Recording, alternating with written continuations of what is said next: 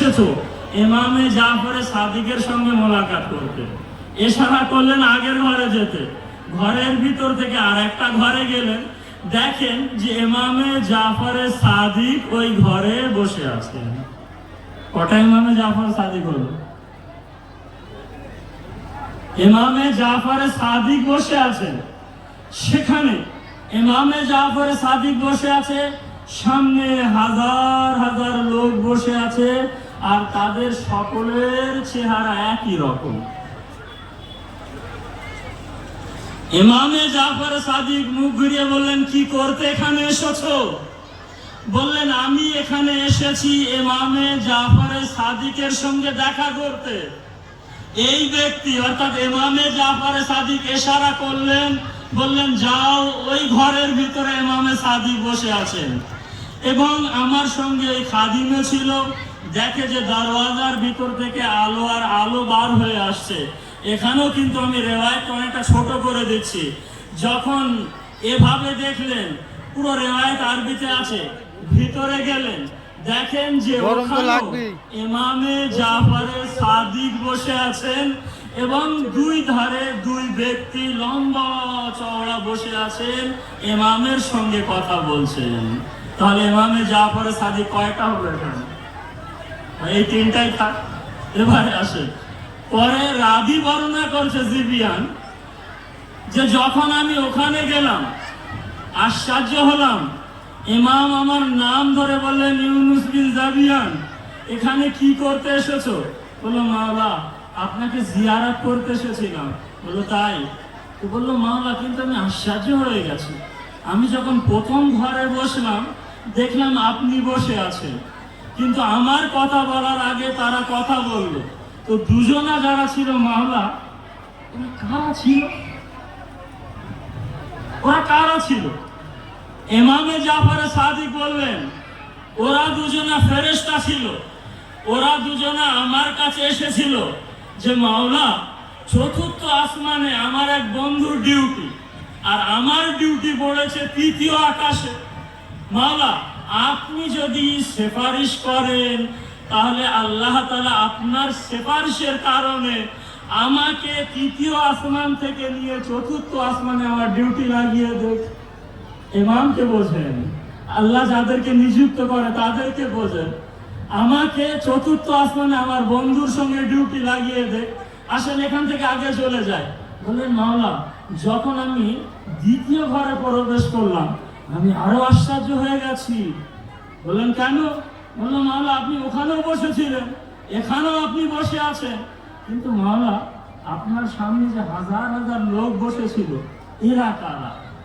বললো, সংক্ষিপ্ত দেখেন, বললো আল্লাহ তাআলা কোন একদিন এদেরকে বলেছিল, এ আমার ফেরেশতারা, তোমাদেরকে আমি সৃষ্টি করেছি, আমার হুজ্জাতের শেষতম হুজ্জাত যখন আসবে, কায়েম যখন আসবে, তাদের সৈন্য তোমাদেরকে হতে হবে। ব্যাস এতটুকু শুনেছিল। তারপর থেকে সর্বদা তারা অপেক্ষা করে যে যুগের ইমাম কখন আসবে। তারা এটা জানে না যে কবে আসবে, কখন আসবে, শুধু এতটুকু শুনেছিল যে কায়েমের সৈন্য তোমরা হবে। তাই এরা এখন আমার কাছে এসে অপেক্ষা করছে আর আমার কাছে জিজ্ঞাসা করছে, এই ইমামে জাফর সাদিক, সেই কায়েম কবে আসবে, যে যার সৈন্যদের ভিতরে আমরা গণনা হব। এবারে ভাবেন, ইমামে কায়েম যখন আসবেন, দরুদ শরীফ পড়েন না মুহাম্মদ।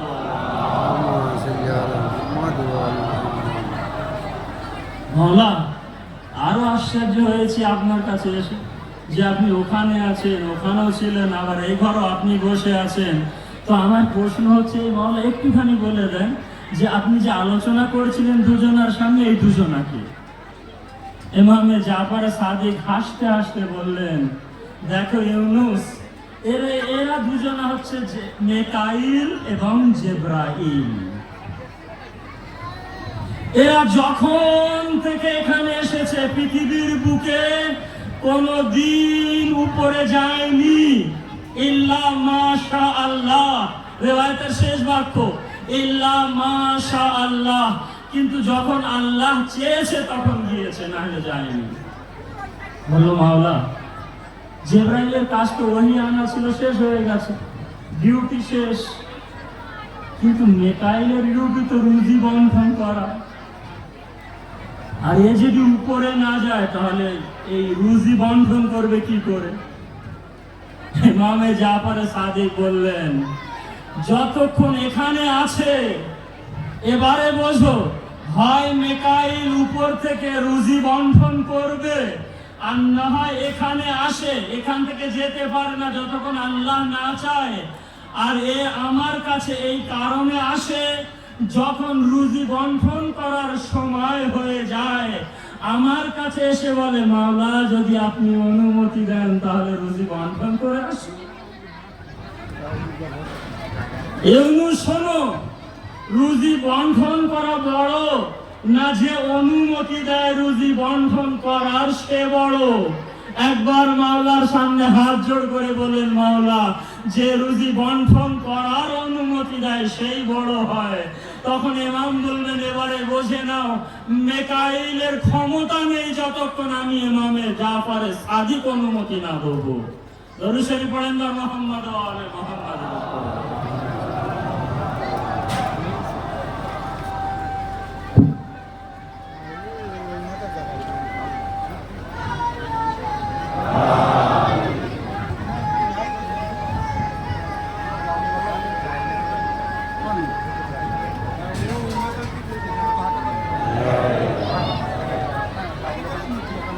ভাই আরো 40-এর জন্য এসেছে, কিছু বলার প্রয়োজন পড়ে না, সত্যিকার কিছু বলার না।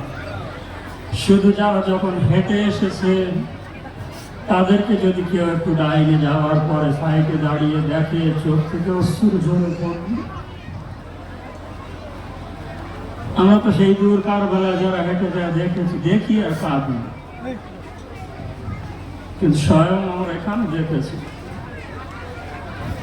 কি করেছে আমাদের দিলের সঙ্গে হোসেন, এটা আমি বোঝাতে পারবো না।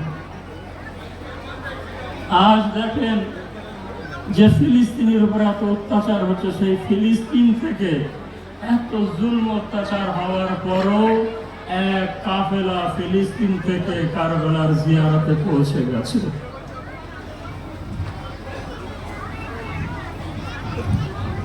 ফজিলত হয়তো কম পড়েছে একটু, কারণ হচ্ছে একটু মাসায়েব হয়তো বেশি হতে পারে। ইরানের মাজেন্দারান শহর থেকে এক আলমবারদার, যার নাম মোল্লা আব্বাস ছিল। আপনাদের সম্মানকে আমি এতটুকু বোঝাবো, মোল্লা আব্বাস আলম তুলতেন আর বলতেন, হার কে দাঁড়ে হাওয়া সে কারবালা বিসমিল্লাহ, যাদের কারবালার আশা আছে মনে বিসমিল্লাহ। যুবকেরা শত শত পিছনে হাঁটতেন, যেতেন কারবালায়। এক বছর কোনো অভাবের কারণে, কিছু কারণে বলে আমি এবার যাব না। আশেপাশের গ্রাম থেকে যুবকেরা এসে বলেন, কি অসুবিধা আমাদের কি বল, আমরা সমাধান করে দিচ্ছি, যেতেই হবে আপনার।